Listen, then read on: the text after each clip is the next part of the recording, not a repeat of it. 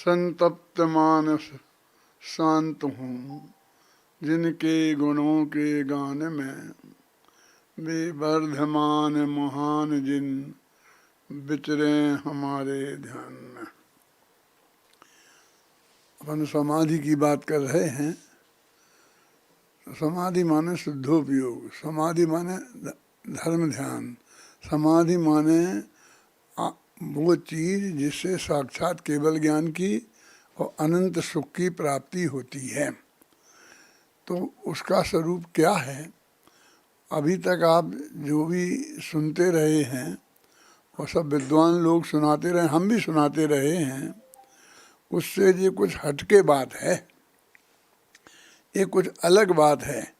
अभी तक जो सब बात होती थी, बंद कर देने से, वो सब करने की होती थी और अब नहीं करने की बात है, नहीं करने की बात है। पढ़ो भाई 24वें छंद से। हाँ हाँ 24 से पढ़ो। 24 छंद से 34 तक अपन अभी इन पे अपन बात करेंगे। हाँ हाँ 24 नंबर छंद से पाठ प्रारंभ कर रहा हूँ। उसके पूर्व अतुल भाई की तरफ से एक सबको सूचना दे रहा हूँ। हमारा जो जूम का प्लेटफॉर्म वो फुल हो चुका है, अब कोई नए लोग नहीं जुड़ सकते हैं। तो जो भी हमारे भाई आए तो उनको यूट्यूब के माध्यम से आप बता दें, हमारे बुजुर्ग साधनी भाई आए वो परेशान ना हो, इसलिए अब मैं पाठ प्रारंभ करता हूँ। आप भी हमारे साथ बोले। जब केवल ज्ञानी ने तेरे भावी के सब भव देखे हैं, तब इसका अर्थ साफ ही है, भावी भव भी सब निश्चित हैं। उनमें परिवर्तन करने की बातें सब व्यर्थ कल्पना है, और परिणामों के संभाल की बातें व्यर्थ जल्पना है। अरे जहाँ भी जाना है उसके अनुसार भाव होंगे, उन भावों के अनुकूल समय पर कर्मों के बंधन होंगे।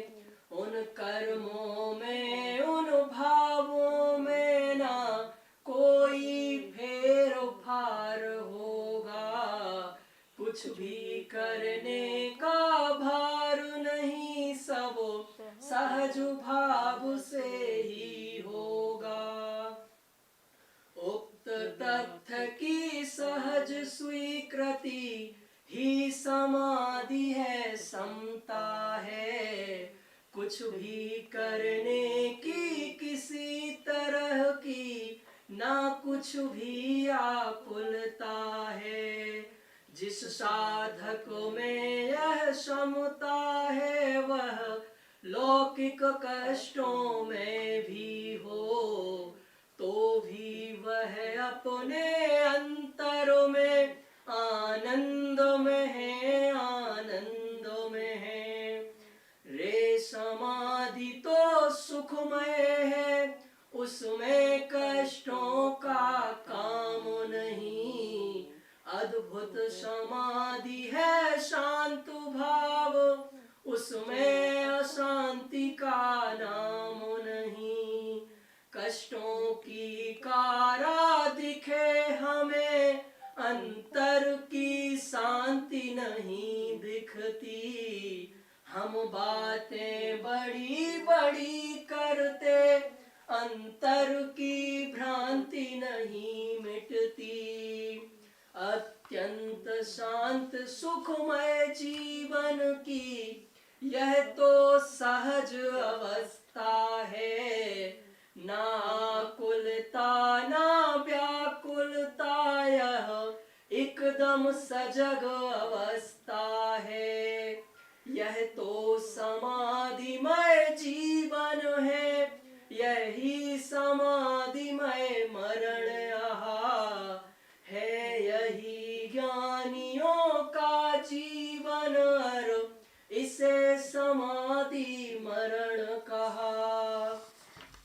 साधारण मरण सी एक वस्तु जब खो जाती इस जीवन में, हम आकुल व्याकुल हो जाते, कुढ़ते रहते मन ही मन में। सभी वस्तुओं का वियोग जब एक साथ ही हो जाता, अज्ञानमयी इस दुनिया में उसको ही मरण कहा जाता।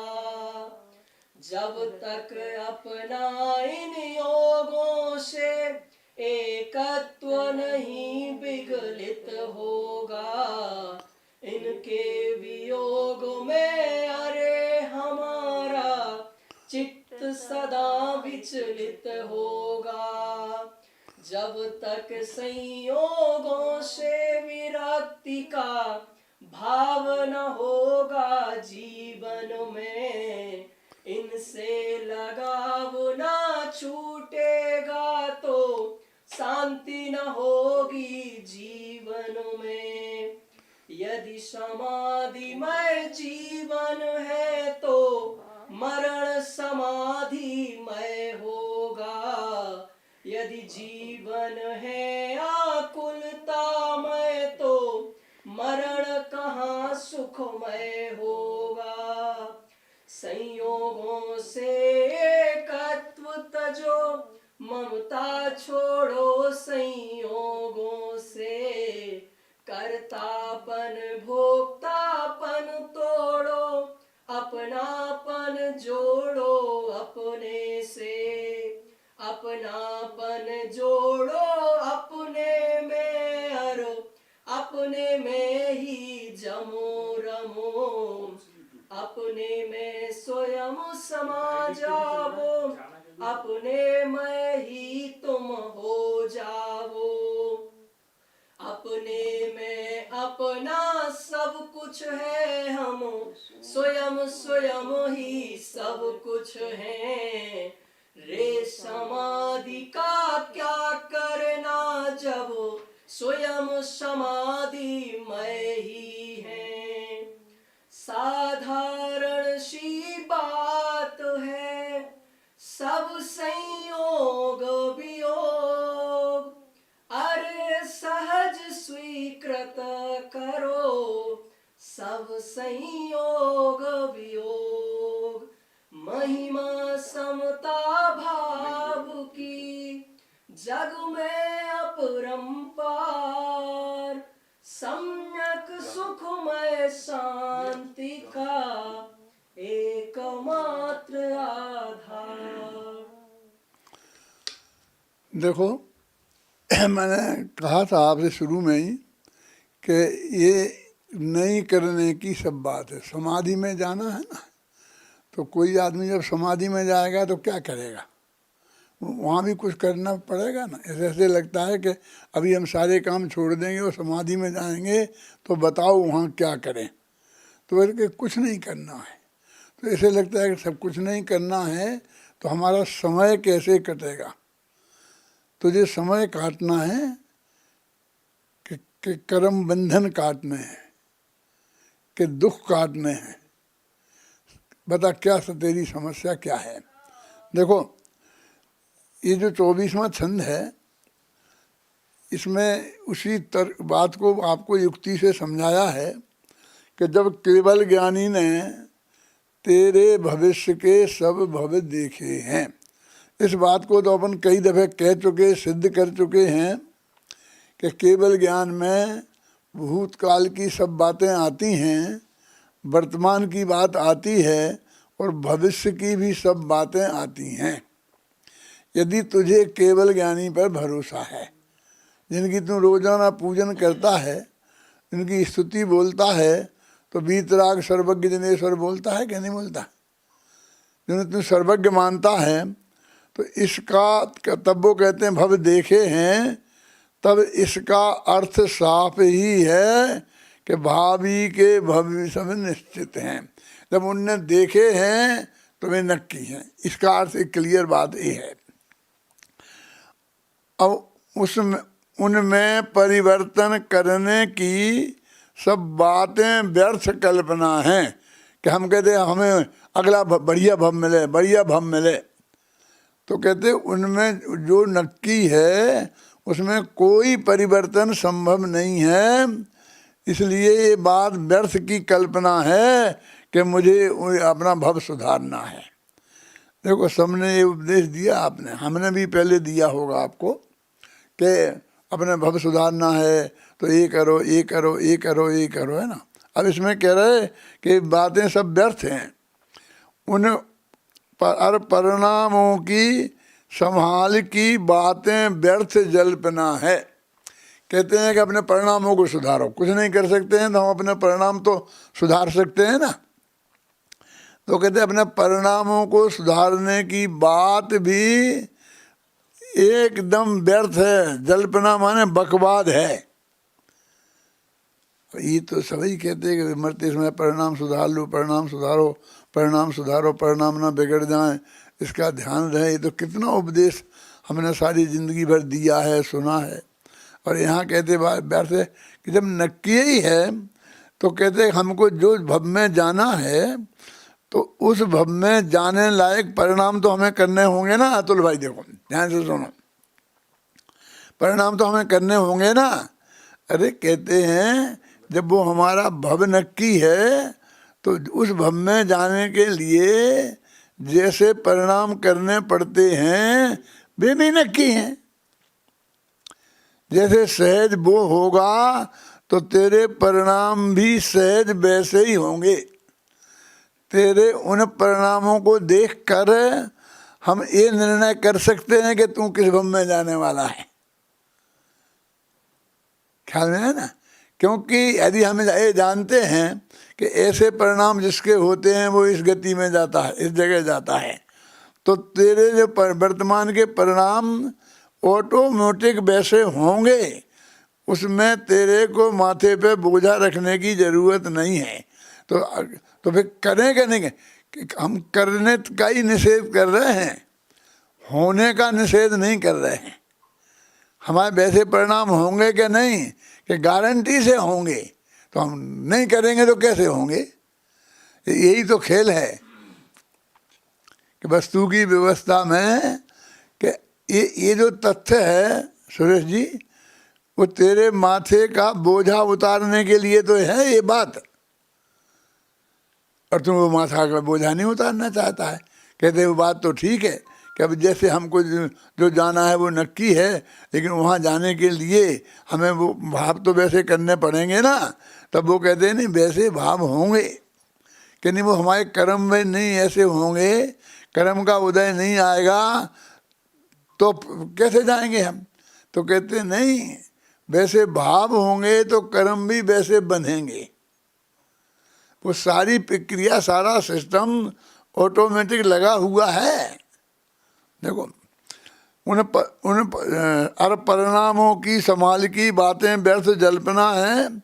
अरे जहाँ भी जाना है उसके अनुसार भाव होंगे। भाव नहीं होंगे कहाँ, कौन कह रहा है। लेकिन तेरे करने पे माथे पे जो बोझा है, बात तो इसकी है। और ये बोझा नहीं उतरेगा तो तू समाधि में कैसे जाएगा।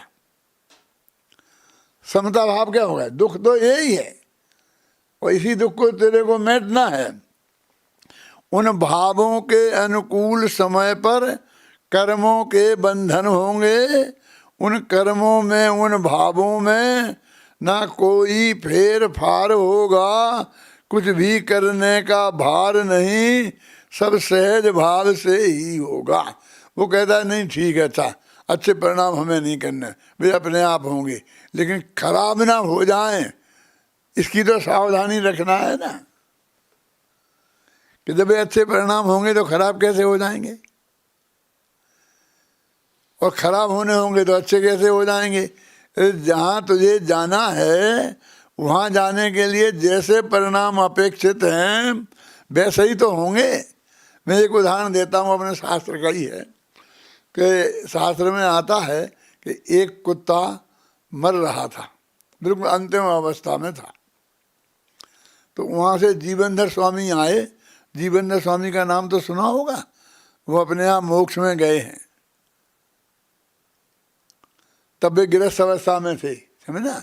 तो जीवनदास स्वामी ने उसे नमोकार मंत्र सुनाया तो वो स्वर्ग में चला गया। एक कहानी आती है और नमोकार मंत्र की महिमा बढ़ाने के लिए आती है, सब बताते हैं कहती नमोकार में, तो वो कहते हैं वो चला स्वर्ग में चला गया। अब मैं ये कहता हूँ कि वो कुत्ता बीमार था और उनने वहाँ सब आके नमोकार मंत्र सुनाया और वो स्वर्ग में चला गया। ये तीनों बातों में मुझे ऑब्जेक्शन नहीं है, माने मैं मानने को तैयार हूँ, सुनना ध्यान से। लेकिन अब मेरा प्रश्न ये है कि वे जीवनदास स्वामी नहीं आ पाते और उसे नमोकार मंत्र नहीं सुना पाते तो वो कुत्ता कहाँ जाता? अब बताओ ये मुझे।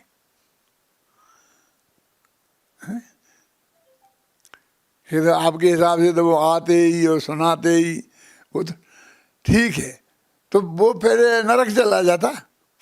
नरक में जगह खाली पड़ी है, और जिस स्वर्ग में वो चला गया नमोकार मंत्र सुनाने से, तो वहाँ जगह खाली पड़ी थी जो वहाँ चला गया। अरे उसका तो अनंत काल पहले से नक्की था जहाँ जाना, वो तो वहीं गया है। वो नमोकार मंत्र वगैरह से कुछ नहीं हुआ है। कि आज तक जितने पंडितों ने सुनाया है आपको, हमने भी सुनाया है, मैं दूसरे पंडितों पे आरोप नहीं लगा रहा हूँ कि तुम एक करो नमोकार मंत्र पढ़ो, भक्तामृत का पाठ करो तो ये हो जाए, ये हो जाएगा, ये हो जाएगा। अब इसमें ये कह रहे हैं कि वो कुत्ता स्वर्ग में गया है, ये सच्ची बात है, उनने नमोकार मंत्र सुनाया है, ये सच्ची बात है ना। लेकिन वो नमोकार मंत्र सुनने की वजह से स्वर्ग में नहीं गया, क्योंकि वो देवायु तो पहले ही बांध चुका था और आयु बांध चुका था, और उसके पहले अनादिकाल से ही नक्की था। भगवान महावीर से पूछते, आदिनाथ से पूछते तो वे बता देते कि कुत्ता कहाँ जाए, नहीं बता देते। लेकिन हमें तो उसे जोड़ना है कि नमोकार मंत्र से गया, नमोकार मंत्र से गया। ऐसा ये तुम नमोकार मंत्र की महिमा कम कर रहे हो, नमोकार मंत्र की। अरे तूने झूठी महिमा समझ रखी है, वो हम वस्तु का स्वरूप बता रहे हैं, है ना। देखो, उक्त तथ्य की कुछ भी करने का भार नहीं, सब सहज भाव से ही होगा। जहाँ हमें हमारा मरण सहज भाव से होगा और जहाँ हमें जाना है वो सब नक्की है। और मैंने शायद कल आपको परसों बताया होगा कि आप चिंता मत करो, आप सब लोग स्वर्ग में जाने वाले हो, बताया ना। तो आपको लगता है कि मैं आपको मक्खन लगा रहा हूँ, वो तो फैक्ट है कि वर्तमान के जो परिणाम जैसे हैं जिन जीवों के, वो ऐसे जीवों वालों का भविष्य स्वर्ग ही है। और मैंने तर्क से सिद्ध किया था ना कि इतने जीव जाने वाले हैं देवगति में, इतने नरक में, 2/3 गति, तो वे कौन से लोग जाएंगे? ये मक्खन नहीं है, ये भी फैक्ट है। लेकिन तुम कुछ अन्य अभी वर्तमान में कुछ कर लोगे, उससे कुछ होगा, ऐसे कुछ नहीं होगा। तो बुरे भाव ना हो जाएं, एक इसकी तो कोशिश करें कि तुम अपने माथे पे बोझा रखे बिना मानेंगे नहीं। क्या हम ये कहते हैं कि बिल्कुल तुझे उसका बोझा भी नहीं रखना है, तेरे परिणाम वैसे ही होंगे जैसे भव में तेरे को जाना है। ये पंक्ति पढ़ो भैया तुम, अरे जहाँ भी जाना है, 25वां छंद, ध्यान से सुनना जरा आप। हाँ, अरे जहाँ भी जाना है उसके अनुसार भाव होंगे, उन भावों के अनुकूल समय पर कर्मों के बंधन होंगे। उन कर्मों में, उन भावों में ना कोई फेर फार होगा, कुछ भी करने का भार नहीं, सब सहज भाव से ही होगा। है ना, सब सहज भाव से होगा। अब इसी को हम ऐसा कहते हैं, परिणाम संभाल ले तो तुझे अच्छी गति मिल जाएगी, अच्छी गति मिल जाएगी तो सुख हो गएगा, ये करेगा। लोभ दिलाते हैं, 50 तरह की बातें करते हैं, वो इसी लेन में लगाए रहते हैं। और आज ये कह रहे कि वो सब कुछ नक्की है, कुछ होने जाने वाला नहीं है तेरे विकल्प करने से, आकुलता करने से। देखो फिर लिखा है, उक्त तथ्य की सहज स्वीकृति ही समाधि है, समता है। इसका नाम समाधि है। बोल, इसका नाम समता भाव है। क्या ये जो उक्त तथ्य की, कौन से तथ्य की? जो ऊपर बताया है ना कि भगवान को सर्वज्ञ हैं, उनके ज्ञान में सब कुछ आना है, तेरे आगामी सारे भव नक्की हैं, और उस भव में जाने के लिए जैसे भाव होते हैं वे समय पे भाव होंगे, और जो कर्म बंधते हैं वे कर्म बंधेंगे, वे समय पे उदय में आएंगे। ये जो तथ्य तेरे को बताया, तेरे को उसमें कुछ भी नहीं करना है, कुछ भी माथे पे बोझा नहीं रखना है, कुछ भी विकल्प नहीं करना है। उक्त तथ्य की सहज स्वीकृति, इसका नाम समाधि है। सुना कभी? ये समाधि वाले, ये ध्यान वाले तुमको ये समझाते हैं कभी? पढ़ो इसे छंद को, 26वां। हाँ, उक्त तथ्य की सहज स्वीकृति ही समाधि है, समता है। कुछ भी करने की किसी तरह की ना कुछ भी आकुलता है।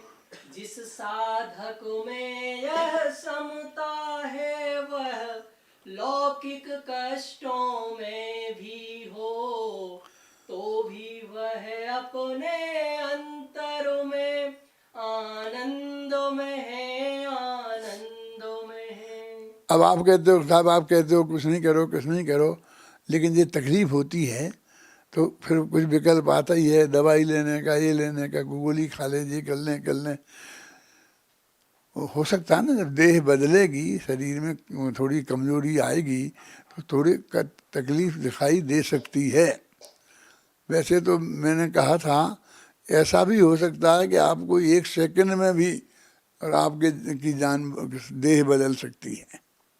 क्या सांस लो और उसमें ही देह बदल सकती है। लेकिन थोड़ा कष्ट में भी है तो तुम हमें वो कष्ट दिखाई देता है, लेकिन अंदर में जो अनंत शांति है, उसने जो ये अपनाया है समाधि भाव, उसने ये समाधि भाव प्रकट किया था, तो इससे उसे अनंत आनंद है। हमारे शास्त्र कहते हैं ना, अनंत गुणी शुद्धि की वृद्धि निरंतर। देखो कहा, तो भी जिस साधक में यह समता है, वह लौकिक कष्टों में भी हो तो भी वह अपने अंतर में आनंद में है, आनंद में है। वो बहुत सुखी है। वो इसलिए समाधि में कष्ट होता है, ये कल्पना हमारे दिमाग में से निकलनी चाहिए, क्योंकि समाधि तो सुखमय है। पढ़ो 27वां चंद, समाधि तो सुखमय है, दुखमय नहीं होती समाधि। हाँ, रे समाधि तो सुखमय है, उसमें कष्टों का काम नहीं। अद्भुत समाधि है शांत भाव, उसमें अशांति का नाम नहीं। कष्टों की कारा दिखे हमें, अंतर की शांति नहीं दिखती। हम बातें बड़ी बड़ी करते, अंतर की भ्रांति नहीं मिटती। ये सब करुणान योग के पंडितों से पूछो कि जब किसी आजीव को अनंत सुख और केवल ज्ञान होता है तो उसके अंतर मुहूर्त पहले से वो छपक श्रेणी में चढ़ता है, तो निरंतर उसकी शुद्धि की वृद्धि होती है, और उसके सुख, अनंत सुख निरंतर, असंख्य गुणी सुख की वृद्धि निरंतर होती है। और वो जी मान लो 5 पांडवों को गहने पहना दिए, तो हमें तो अनंत कष्ट में दिख रहा है ना। ये पार्श्वनाथ भगवान पर कमठ ने उपसर्ग किया, अब ना पत्थरों की वर्षा की, जो जो भी तकलीफें पहुंचाई, तो बाहर से तो हमें ये दिखते हैं, लेकिन हमने ये देखा कि वे पत्थर के वर्षा हो रही थी, ये हो रहा था, ये हो रहा था, इतने में उन्हें केवल ज्ञान हो गया। तो केवल ज्ञान वैसा ही थोड़ी हो गया, वे अंतर मुहूर्त तक छपक श्रेणी में रहे होंगे ना, आत्मा में लीन रहे होंगे ना, तो छपक श्रेणी में सुख होता है कि दुख होता है? बोलो। कहते अंतर में अनंत शांति रहती है, उसके अंतर में इतनी शांति रहती है, वो तुझे दिखती नहीं है। वो कष्टों की कारा आंखों से दिख रही है, कष्टों, बहुत तकलीफ में, बहुत तकलीफ में, बहुत तकलीफ में। अपन कहते हैं देखो, भरत चक्रवर्ती घर में ही रह गए और बाहुबली ने दीक्षा ले ली, और एक वर्ष में ही फिर केवल ज्ञान हो गया, तो अनंत सुखी हो गए। तो अपन कहते हो अपने चक्र जीत तो गए थे बाहुबली, और अभी सारा राज्य का सुख तो आराम से भरत चक्रवर्ती ने भोगा, वे बेचारे चले गए, खड़े रहे, कितनी कितनी क्या तकलीफ है। वो जो मोक्ष में चले, वो केवल ज्ञान हो गया, तब से बात तो वे इतने काल, जितने काल अरबों बरस हैं वे, भरत चक्रवर्ती चौथे गुणस्थान में रहे गृहस्थी में, तो उनसे वे असंख्य गुणे सुखी तो तब भी थे जब वे गए थे, और जब वे बेलें चढ़ी हुई थी तब वे जो उपसर्ग थे तब भी, समझे ना, उनसे असंख्य गुणे सुखी थे। इन सब पंडितों से पूछ लो जो मैं बात आपसे कह रहा हूँ। ये सारी दुनिया में ये बात मैं कहता फिर रहा हूँ, तो ये पंडित तो मुझे आसानी से जिंदा नहीं रहने देते। यदि ये शास्त्र का आधार नहीं होता मेरे पास, जबरदस्त तर्क और युक्तियाँ नहीं होती, अध्ययन नहीं होता मेरे पास, तो क्योंकि सारी जिंदगी मैं सबका ही विरोधी हूँ ना। ये सब कह रहे ये करो, ये करो, ये करो, परिणामों को सुधारो, ये करो, ये करो, और मैं ये कह रहा हूँ। अब जब इतने काल तक बाहुबली रहे केवल ज्ञान सहित, और जब भरत चक्रवर्ती को केवल ज्ञान हुआ ना, तब बाहुबली केवल ज्ञान से युक्त ही थे, मोक्ष में नहीं गए थे। तो इतने काल में भरत ने ज्यादा सुख भोगे कि बाहुबली ने ज्यादा भोगे, बताओ। अब बिल्कुल शास्त्र के आधार से और तर्क से सुरेश जी क्लियर है ना कि बाहुबली ही बहुत सुखी रहे और भरत जी सुखी नहीं रहे। जो चौथे गुण स्थान में जितने दुख होते हैं वो तो उन्हें भोगे ही, और वे तो 13वें गुण स्थान में रहे तो वे तो अनंत सुखी थे। तो उनकी क्या गलती हो गई, उनका क्या नुकसान हो गया?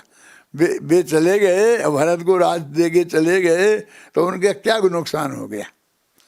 कि नहीं अब वो तो जब इतनी जाकर के बेलें चढ़ गई, ये हो गई। अरे उस समय भी भरत से असंख्य गुणित असंख्य गुणित असंख्य गुणित 5 दफे असंख्य असंख्य गुणित करो, इतना सुख तो तब था। हम भी यदि सच्ची समता भाव में हैं, सम्यक दृष्टि कोई जीव यहाँ है, तो ऊपर नारक कृत दुख भोगे और अंतर समरस घटा घटी, चिन्ह मूरत दीर्घ धारण की मुए रीति लगत है कछु अटापटी। राजा सनक नरक में है और अभी अपन सब मनुष्य गति में है, और जिन्हें मान लो सम्मा दर्शन नहीं है, तो वो तो दुखी ज्यादा कौन है? राजा सनक के अपन? बोलो अतुल, ख्याल में है क्या नाम? ये तुम्हारा मैं नाम भूल जाता हूँ, ये मोटा नहीं, विपुल है? बोलो। या मैं नाम वाम भूलने लगा हूँ, लेकिन ये तत्व की बातें नहीं भूलता हूँ, समय सार की गाथाएं नहीं भूलता हूँ, भाग्य की बात है। अब ये दिन रात के जो मेरे साथी हैं, अतुल खाड़ा का नाम भूल जाऊं, ये विपुल मोटानी का नाम भूल जाऊं, ये संजीव गोधा का नाम भूल जाऊं, हैं तो मुझे आप स्वस्थ मानेंगे? मेरी बुद्धि ठीक मानेंगे? क्यों? ऐसा आदमी भरोसा करने लायक है हिमांशु जी? बोलो आप। लेकिन इसमें कोई गड़बड़ी नहीं आती है। लिखता रहता हूँ, बोलता रहता हूँ, समझता चलता रहता हूँ। अभी मैं इतना पढ़ थोड़ी सकता हूँ, इतना मैं आपको बोलने के लिए मैं कोई पढ़ता मरता नहीं हूँ। अपने स्वाध्याय के लिए पढ़ता रहता हूँ, रिपीट करता सुनता रहता हूँ, वो अलग बात है, ख्याल में नहीं। लेकिन ऐसे पढ़ने में नहीं पलटता मैं। तो ये हमारे को वो समाधि में दुख है ये निकलना चाहिए। अनंत सुखमय दशा का नाम समाधि है। पढ़ो 28वां छंद। अत्यंत शांत सुखमय जीवन की यह तो सहज अवस्था है, ना कुलता ना व्याकुलता, यह एकदम सजग अवस्था है। यह तो समाधिमय जीवन है, यही समाधिमय मरण यहाँ है, यही ज्ञानियों का जीवन, इसे समाधि मरण कहा। ये जो समाधि की दशा है ये अत्यंत शांतमय है, अत्यंत सुखमय दशा का नाम है।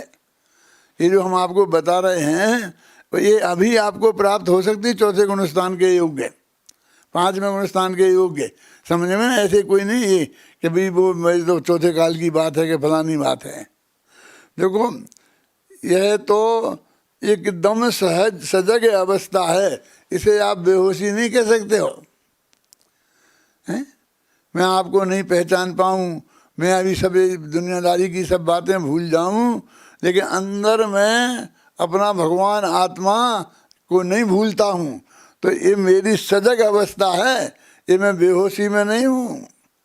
यह तो समाधिमय जीवन है, यही समाधिमय मरण है, यही ज्ञानियों का जीवन, और इसे समाधि मरण कहा। गत वर्ष मेरे बड़े भाई साहब का स्वर्गवास हुआ था। अब हम आए, धीरे धीरे धीरे फिर वो अंत में बेहोश हो गए। बेहोश हो गए तो हम वहीं बैठे रहते थे, सुना चर्चा करते थे। तो हम कहते सुनते हो, तो वो ऐसा नहीं कह सकते कि हाँ सुनता हूँ, है ना, ये नहीं। तो हमें पता ही नहीं चलता कि हम जो बोल रहे हैं ये बात सुन रहे कि नहीं सुन रहे।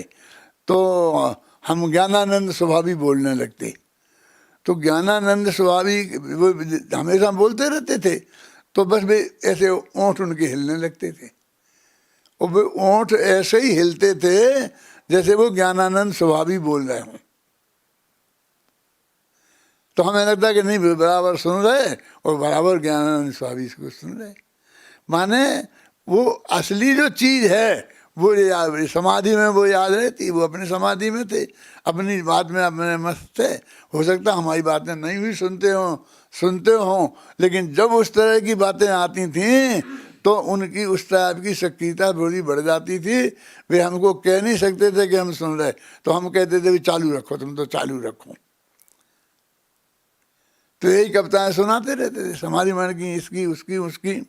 देखो अब ये कहते हैं कि मरण की जो बात है, तो है क्या ये कि मरण की बात ये है कि जब हमारी एक साधारण सी चीज़ खो जाती है, समझे ना। एक पेन है हमारा जो 100 रुपये का है, हमने 100 रुपये में ख़रीदा था, बहुत बढ़िया पेन है और हमेशा हम उससे लिखते हैं, वो खो जाए तो हमें कितना दुख होता है। तो एक छोटी वस्तु खोती है तो हमें इतना दुख होता है। तो मरण काय का नाम है कि सारे संयोगों का एक साथ खो जाना। वो सारी धन संपत्ति, सारी सामग्री, एक एक कपड़ा लत्ता और स्त्री पुत्र मकान जायदाद, सारी वस्तुओं का एक साथ खो जाना, उसका नाम मरण है। तो वो पहले से हम कल्पना करके कितने दुखी होते रहते हैं। इस समाधि में क्या किया कि तू किसी का नहीं है, कोई तेरा नहीं है, ये पर से एकत्व बुद्धि तोड़ी, पर से ममत्व बुद्धि तोड़ी, पर से कर्तृत्व बुद्धि तोड़ी, पर से भोक्तृत्व बुद्धि तोड़ी, और अकेले तेरे ज्ञान का गेय हैं ये, क्योंकि आत्मा का स्वपर प्रकाशक स्वभाव है। तो ये यदि पहले ही टूट जाए, समझे ना, ये पेन है तो ये मुझे पहले ही ये मेरा नहीं है, हैं, मेरा नहीं है, ये वीर सागर तुमसे लिया था और वीर सागर मिलेगा तो उसे दे देना है, ऐसा भाव रहे तो क्या है? और वीर सागर ने देखा कि उसे पेन की जरूरत थी, मेरी तो जैकेट वहाँ टंग रही थी और उसने उठा के ले गया, मेरे को नहीं बोला। अरे भाई ये पेन कहाँ गया, वो वीर सागर को देना है। तो कहा नहीं नहीं गुरुजी आप चिंता नहीं करो, ये मैंने ले लिया है, खत्म। तो आपने उसमें से अपनापन तोड़ दिया, तो उसके वियोग में दुख होने का सवाल क्या है। इससे अच्छे संयोग मिलेंगे, बात तो ऐसी है, लेकिन मैं उस गारंटी दे करके आपको इसके लिए नहीं, दुख कम नहीं करना चाहता हूँ। आप ये वस्तु का स्वरूप समझ लें कि ये संयोग हैं और एक सुनिश्चित काल में इनका वियोग होना नक्की है, तब तक ही ये रहेंगे। इसके आधार पर आपकी चित्त में शांति रहना चाहिए, है कि वहाँ यदि कुछ नहीं मिला, मैं गया तो क्या हो जाएगा, क्या हो जाएगा, ये हो जाएगा। कुछ नहीं मिला, ये शंका किसको होती है, जिसका जीवन पाप में रहा हो, जिसका जीवन पवित्र रहा है, निर्मल रहा है, उसको वैसे भी अगले भव का भव नहीं हो सकता है। जो छोटा सा उदाहरण देता हूँ मैं, आप घबराना नहीं, समझने की कोशिश करना कि मैं चप्पलें पहनी थी 2 महीने पहले खरीदी थी और मैं उसे रोजाना पहनता था, वो बाहर उतार के और अंदर आया हूँ, मंदिर गया था, बाहर उतार के आया हूँ। अभी जब मैं बाहर आया तो कोई चप्पलें पहन गया, अब खो गई ना चप्पलें, तो दुख तो होगा। लेकिन हमने देखा कोई दुख नहीं हुआ। क्यों? क्योंकि मैं बहुत अच्छी तरह जानता हूँ कि मैं नंगे पैर रहने वाला नहीं हूँ।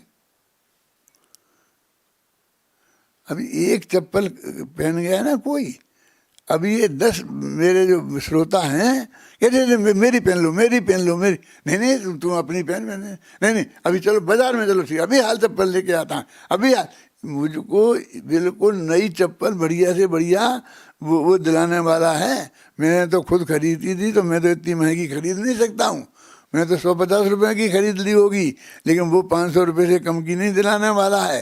क्यों? ये स्थिति है। क्यों कि मैं बिना चप्पल के रह जाऊंगा? अपने सहज योग, पुण्य का योग ऐसा दिखता ना वर्तमान में, तो तुम्हें अपने परिणामों से ये नहीं दिखता है कि हमारे परिणाम यदि इतने निर्मल हैं तो ये अनंतर पूर्ववर्ती पर्याय हैं, तो अनंतर उत्तरवर्ती पर्याय कैसे आएंगी? तो ये संयोग आपको बहुत अच्छे मिलने वाले हैं।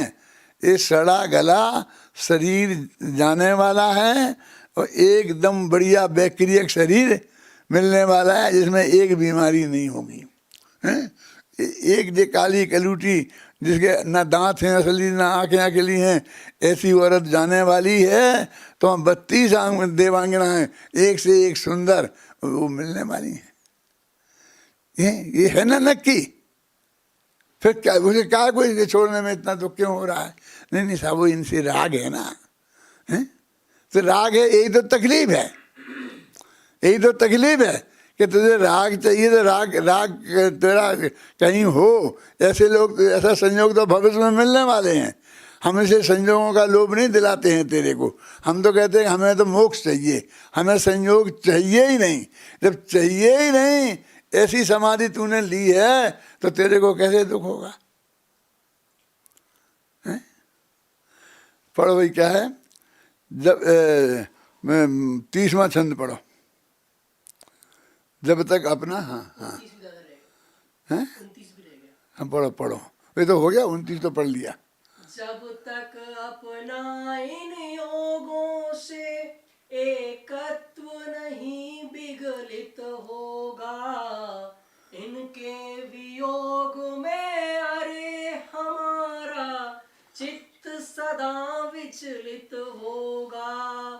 जब तक संयोगों से विरक्ति का भाव न होगा जीवन में, इनसे लगाव ना छूटेगा तो शांति न होगी जीवन में। जब तक इनसे एकत्व विगलित नहीं होगा, हमने इनसे एकत्व स्थापित कर रखा ना इनमें, तो जब तक हमारा एकत्व नहीं टूटेगा, इनमें से अपनापन नहीं जाएगा, तब तक तो तकलीफ होगी ही तुम्हें। और जब तुम्हारा एकत्व ही विगलित हो गया तो फिर चाहे जाए चाहे रहे, है ना। पड़ोसी की चीज कोई खो जाती है, उसे तुम्हें कितना दुख होता है, बोलो? कुछ नहीं होता है। ये मेरी नहीं है, तो ये मेरी नहीं है, एकत्व ममत्व करते तो हमें तोड़ना ही है ना।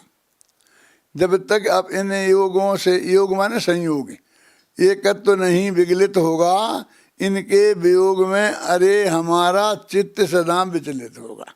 एकत्व नहीं टूटेगा तो जब जब इनका वियोग होगा तो हमारे चित्त में विचलितपना आएगा।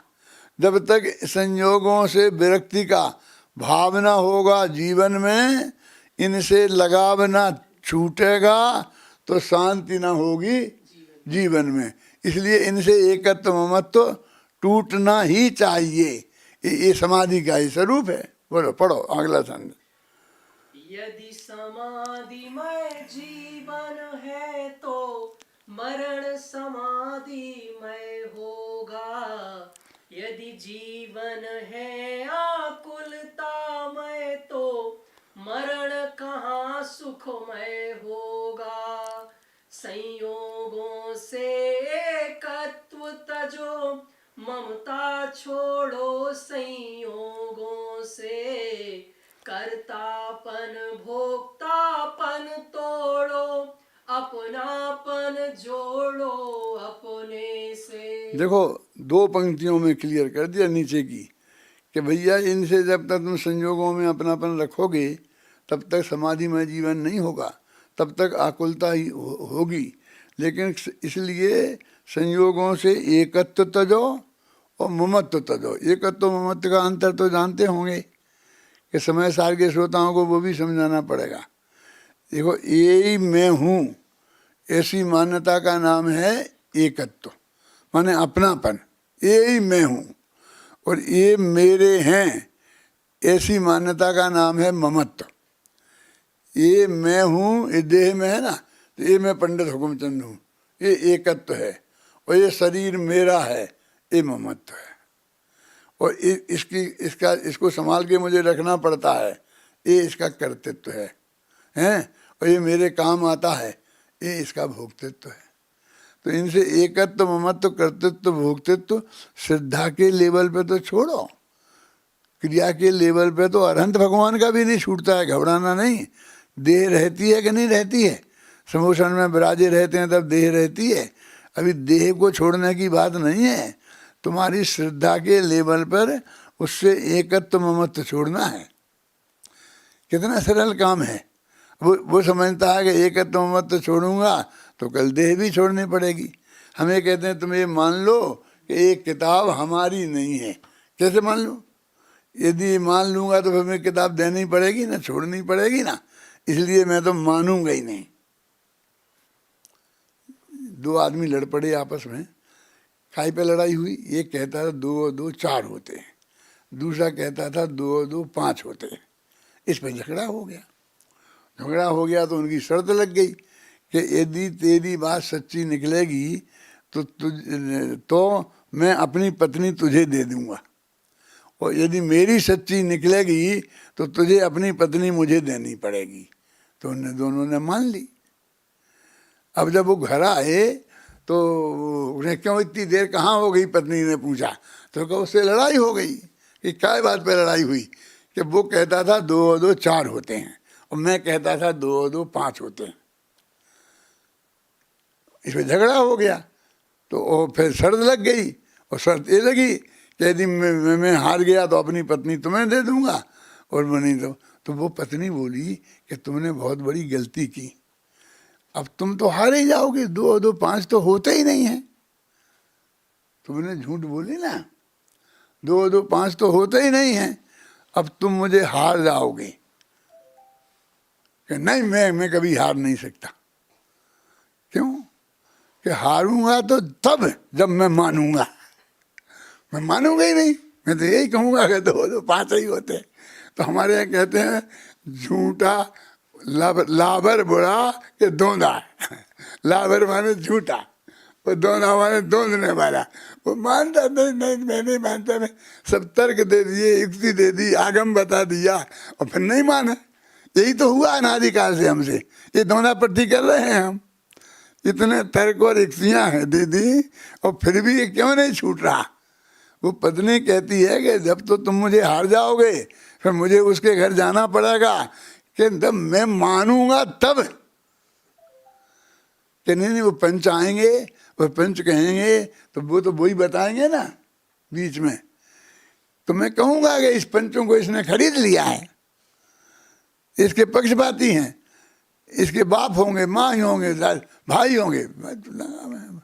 मैं अंत तक नहीं मानूंगा। क्यों? जो कृषि कानून पास किया है पीसागर, वो किसानों के हित में है कि नहीं है? कि मैं मानूंगा ही नहीं कि हित में नहीं है। हित में ही है, मैं तो यही मानूंगा। और मैंने बुद्ध दूसरा कहता मैं मानूंगा ही नहीं कि हित में है, बंद वापस गई बस। झगड़ा क्या है? 45-46 दिन हो गए। क्यों? वो कृषि कानून है, वो तो जैसा है वो वैसा है। वो बाकी तो दोना पट्टी का ही काम है ना। वो न वो मान रहे, न वो मान रहे, वो मान रहे। वाह, ये तुम्हारे हित की बात है, इसलिए मैं इसे वापस नहीं ले सकता हूँ। कि हमारे हित की बात है तो हम जो कह रहे वो मान लो ना। हमारा हित करना है तुम्हें, तो हम कह रहे हैं कि इन्हें वापस ले लो। नहीं नहीं, हम मानेंगे ही नहीं। हमारा तुम्हारे हित की बात है, तुम नहीं समझते हो तो हम क्या करें? हैं? ऐसी दोना पट्टी में अनंत काल में अनंत दुख भोगे हैं। बात अत्यंत स्पष्ट है। अब इसलिए तुम्हें क्या करना है, ये अंतिम छंद है। अंतिम छंद में इसमें क्या करना है वो सब बता दिया। बोलो, पढ़ो। अपनापन जोड़ो अपने में, अपने में ही जमो रमो, अपने में स्वयं समा जाओ, अपने में ही तुम हो जाओ। अपने में अपना सब कुछ है, हम स्वयं स्वयं ही सब कुछ है। रे समाधि का क्या करना, जब स्वयं समाधि मैं ही है। बस अपने में अपनापन जोड़ो, ये श्रद्धा की बात हो गई है ना। अपने से अपनापन तो अपने में ही जमो रमो, ये चारित्र की बात हो गई। श्रद्धा ज्ञान चारित्र सब हो गए, समझे ना। अपने में ही समा जाओ, अपने में ही हो जाओ। कि समाधि में नहीं जाना पड़ेगा। कि कहाँ समाधि में कहाँ जाना है?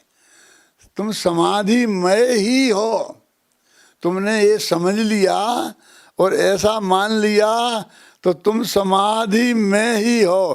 कि आपने समाधि ले ली? कि हाँ ले ली। तो फिर अब कब के छोड़ोगे दूध पानी ये करके? क्या छोड़ना? हमारे हैं ही नहीं ये, हम तो छूटे ही हुए हैं। जब ये संयोग जब तक रहना होगा तब तक रहेंगे, जब छूटना होगा छूट जाएंगे। सुने ना, देखो अंतिम पंक्ति पे ध्यान दो। रे समाधि का क्या करना, जब स्वयं समाधि मय ही हैं। हम तो स्वयं समाधि मय हैं, हमें क्या समाधि का करना है? दुआ बोलो भाई। साधारण सी बात है, सब संयोग वियोग, अरे सहज स्वीकृत करो, सब संयोग वियोग। ये कह रहे क्या है? इस संयोग वियोग बहुत साधारण सी बात है। तुम रेलवे स्टेशन पर बैठे हो, हजारों यात्री आते हैं, गाड़ी आती उसमें बैठ के चले जाते हैं, दूसरे उतरते हैं, वे अपने यहाँ चले जाते हैं। वे सब संयोग ही तो हैं। उसे तुम्हारा क्या लेना देना? तुम्हें वे दुखी सुखी कर सकते हैं? साधारण सी बात है। ये सब संयोग वियोग ये कोई बहुत बड़ी बात नहीं है। अरे सहज स्वीकृत करो। तुम सहज भाव से बात स्वीकृत करो। क्या स्वीकृत करो? कि ये तो सब सहज है, ये तो सब ऐसा होता ही रहेगा। समझे? इसमें रंच मात्र भी विकल्प करने की जरूरत नहीं है। इसका नाम है समता भाव। है बोलो, महिमा समता भाव की, महिमा समता भाव की, जग में अपरंपार, सम्यक सुखमय शांति का एकमात्र आधार। एकदम सुख और शांति का आधार ये समता भाव है। और इसको प्रवचन सार में लिखा ना, उपसम्मयामि सम्मम, मैं उस साम्य भाव को प्राप्त होता हूँ, वही समाधि है, वही शुद्धोपयोग है। फिर उसमें शुद्धोपयोग अधिकार शुरू हो गया है, वही आत्मानुभूति है, वही अपने में समा जाना है, वही मुक्ति का मार्ग है। ये सब सारे धर्म इसमें समाहित हो गए और इसमें रंच मात्र श्रम की आवश्यकता नहीं है। एकदम सहज भाव से इस सब बात को सहज स्वीकार करना है। सब लोगों के चित्त में इसकी सहज स्वीकृति आए। इस मंगल भावना के साथ मैं अपनी बात समाप्त करता हूँ।